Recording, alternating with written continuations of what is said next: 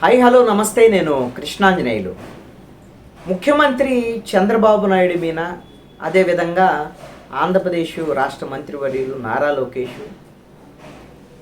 చంద్రబాబు నాయుడు కుటుంబీకుల మీద నమోదైనటువంటి కేసుల విషయంలో సిబిఐ దర్యాప్తు జరపాలి అనేటువంటి దాని మీద ఆంధ్రప్రదేశ్ హైకోర్టులో సీనియర్ జర్నలిస్టు, స్వర్ణాంధ్ర పత్రిక ఎడిటరు బాలగంగాధర్ తిలక్కు పిటిషన్ వేశారు.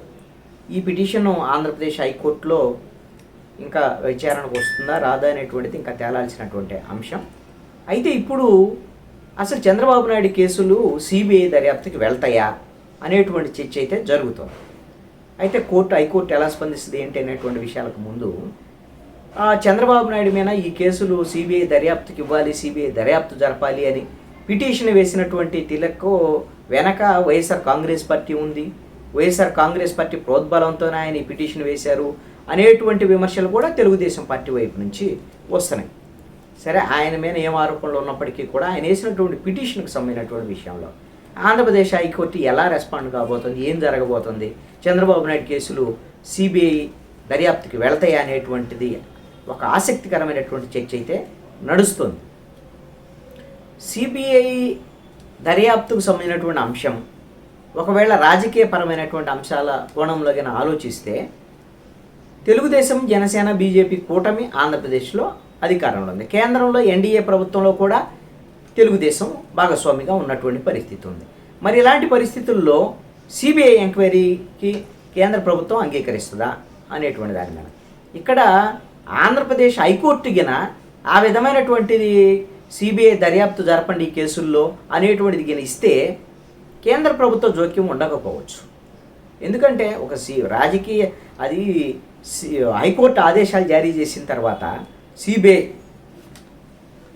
మేము దర్యాప్తు జరపమని కానీ లేకపోతే అన్న కేంద్ర ప్రభుత్వ ఆదేశాల కోసం ఎదురు చూడటం అలాగే ఏమీ ఉండదు.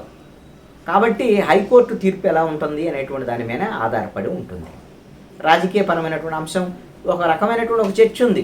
సిబిఐ కూడా కేంద్ర ప్రభుత్వ పరిధిలోనే ఉంటుంది కదా, కేంద్ర ప్రభుత్వ ఆదేశాల మేరకే ప్రభావితం చేసే అవకాశాలు కూడా ఉన్నాయా అనేటువంటిది కూడా ఉంటుంది. అయితే ఒకవేళ ఆంధ్రప్రదేశ్ హైకోర్టు ఈ కేసును తీసుకొని ఈ కేసులో చంద్రబాబు కేసుల్లో సిబిఐ విచారణ జరపాలా లేదని అన్నప్పుడు సిబిఐ కూడా దాంట్లో పార్టీగా ఉంటుంది.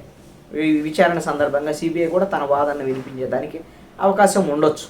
కాబట్టి మేమైతే విచారణకు రామని మేము వాడు చెప్పేదానికి అవకాశం ఉండకపోవచ్చు. అయితే హైకోర్టు ఎలా రెస్పాండ్ అవుతుంది, దీంట్లో ఉన్నటువంటి లీగల్ పాయింట్ ఏమిటి అనేటువంటిది కూడా ఒక చర్చ జరుగుతుంది. చంద్రబాబు నాయుడు మీద కేసులు నమోదైనప్పుడు ఆయన ప్రతిపక్ష నేత, మాజీ ముఖ్యమంత్రి, ఎమ్మెల్యేగా గెలిచారు.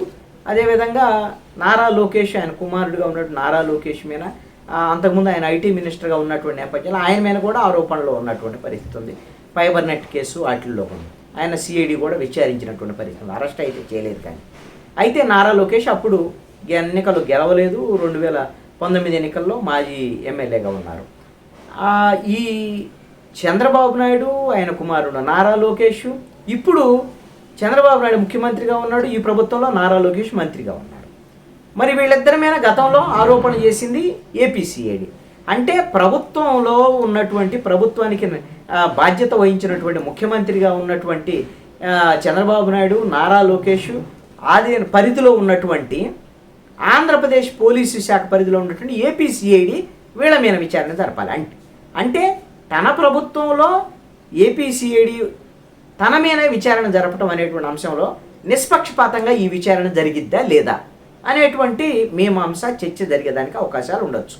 ఈ పాయింట్ మీద పిటిషనరు రాష్ట్ర హైకోర్టు దృష్టికి తీసుకెళ్లేదానికి అవకాశం ఉండొచ్చు. ఆ నేపథ్యంలో లీగల్గా మరి ప్రభుత్వానికి బాధ్యత వహించే, నాయకత్వం వహించేటువంటి స్థితిలో సీఎంగా చంద్రబాబు నాయుడు, మంత్రిగా నారా లోకేష్ ఉన్న నేపథ్యంలో వీళ్ళ కుటుంబం మీద ఇప్పుడు అమరావతిలో భూములకు సంబంధించినటువంటి కేసు కూడా సిఐడి నమోదు చేశారు. దాంట్లో హెరిటేజ్కి సంబంధించినటువంటి చంద్రబాబు నాయుడు సతీమణి నారా భువనేశ్వరికి సంబంధించినటువంటి వాళ్ళ మీద, అదేవిధంగా లోకేష్ సతీమణి నారా బ్రాహ్మణి మీద, అదేవిధంగా చంద్రబాబు నాయుడు వియంకుడు నారా లోకేష్ మామ బాలకృష్ణ మీద, బాలకృష్ణ బంధువుల మీద, అందరి మీద నేరారోపణలు చేశారు సిఐడి వాళ్ళు. మరి వీళ్ళ కుటుంబం మీద ఇన్ని ఆరోపణలు ఉంటే సిఐడి వీళ్ళ పోలీస్ శాఖ ఆధీనంలో ఉన్నటువంటి సిఐడి దర్యాప్తు జరిపితే నిష్పక్షపాతంగా విచారణ జరిగిద్దా? ఈ చర్చ జరిగేటువంటి అవకాశం ఉన్నటువంటి నేపథ్యంలో సిబిఐ అంటే ఇతర దర్యాప్తు సంస్థకి ఇవ్వండి అనేటువంటి దాని మీద పిటిషనరు వాదించేదానికి అవకాశం ఉండొచ్చు. ఇలాంటి పరిస్థితుల్లో ఆంధ్రప్రదేశ్ హైకోర్టు అయితే ఇక్కడ ఈ ఆంధ్రప్రదేశ్ హైకోర్టులో కానీ ఇంకో కోర్టుకి దీన్ని బదలాయించండి కేసు విచారణ అలా దానికి ఇచ్చేదానికి అవకాశం ఆంధ్రప్రదేశ్ హైకోర్టుకి అయితే లేదు.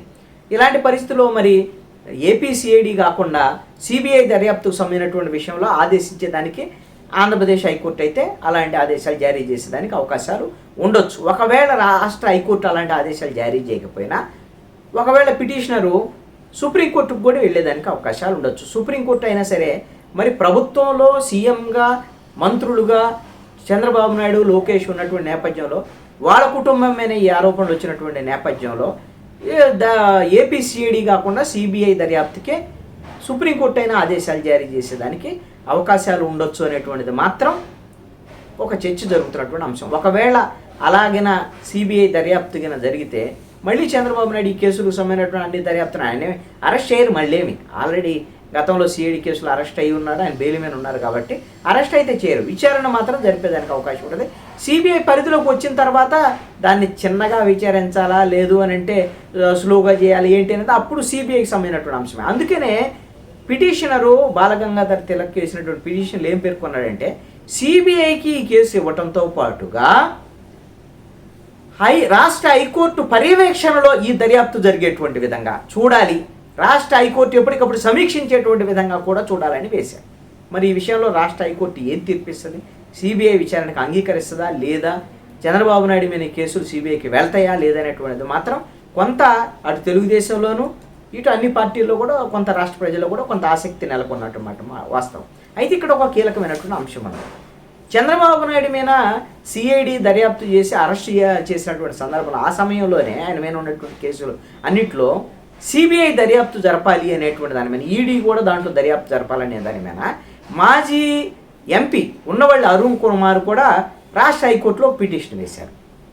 ఆ పిటిషన్ కూడా విచారణకు వచ్చింది, ప్రస్తుతం అది పెండింగ్లో ఉంది. కారణం ఏంటి అంటే సెక్షన్ 17A చంద్రబాబు నాయుడు కేసులు సంబంధించినటువంటి దీంట్లో వర్తిస్తుందా లేదనేటువంటి అంశం అది సుప్రీంకోర్టు వరకు వెళ్ళింది.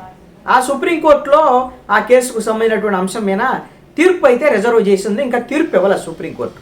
ఈ నేపథ్యంలోనే ఉన్నవల్లి అరుణ్ కుమార్ వేసినటువంటి ఆ కేసు ఆంధ్రప్రదేశ్ హైకోర్టులో పెండింగ్లో ఉంది. కాబట్టి ఇప్పుడు ఈ జర్నలిస్ట్ తిలక్ వేసినటువంటి కేసు, ఉన్నవల్లి అరుణ్ కుమార్ వేసినటువంటి కేసు రెండు కలిపి విచారించేదానికి కూడా అవకాశాలు ఉండొచ్చు. కాబట్టి ఏం జరుగుతుంది? చంద్రబాబు నాయుడు కేసులు, నారా లోకేష్ కేసులు సిబిఐ ఈడీకి వెళ్తాయా లేదా? రాష్ట్ర హైకోర్టు ఎలా స్పందిస్తుంది ఏంటని చూడాలి.